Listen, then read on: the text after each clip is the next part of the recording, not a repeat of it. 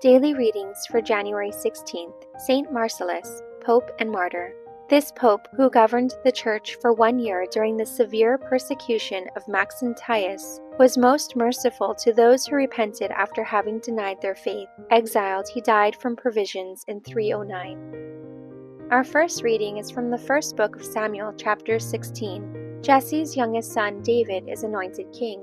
The Lord said to Samuel, "How long will you go on mourning over Saul when I have rejected him as king of Israel? Fill your horn with oil and go. I am sending you to Jesse of Bethlehem, for I have chosen myself a king among his sons." Samuel replied, "How can I go? When Saul hears of it, he will kill me." Then the Lord said, "Take a heifer with you and say, 'I have come to sacrifice to the Lord.' Invite Jesse to the sacrifice, and then I myself will tell you what you must do. You must anoint to me the one I point out to you."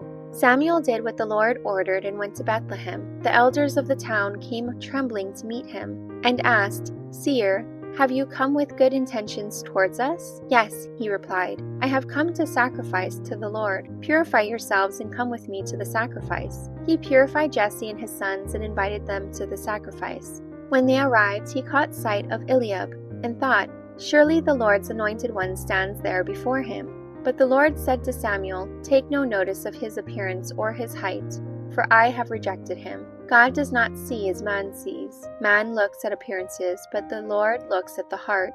Jesse then called Abinadab and presented him to Samuel, who said, "The Lord has not chosen this one either." Jesse then presented Shammah, but Samuel said, "The Lord has not chosen this one either." Jesse presented his 7 sons to Samuel, but Samuel said to Jesse, "The Lord has not chosen these." He then asked Jesse, "Are these all the sons you have?" He answered, "There is still one left, the youngest. He is out looking after the sheep." Then Samuel said to Jesse, "Send for him. We will not sit down to eat until he comes." Jesse had sent for a boy of fresh complexion, with fine eyes and a pleasant bearing. The Lord said, "Come, anoint him, for this is the one." At this, Samuel took the horn of oil and anointed him where he stood with his brothers. And the Spirit of the Lord seized on David and stayed with him from that day on. As for Samuel, he rose and went to Ramah.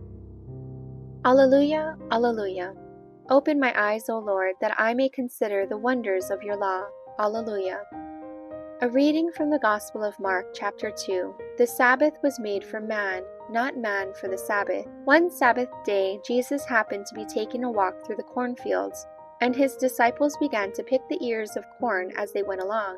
And the Pharisees said to him, "Look, why are they doing something on the Sabbath day that is forbidden?" And he replied, "Did you never read what David did in his time of need when he and his followers were hungry? How he went into the house of God when Abiathar was high priest and ate the loaves of offering which only the priests are allowed to eat? And how he also gave some to the men with him? And he said to them, 'The Sabbath was made for man, not man for the Sabbath. The Son of Man is master even of the Sabbath.'"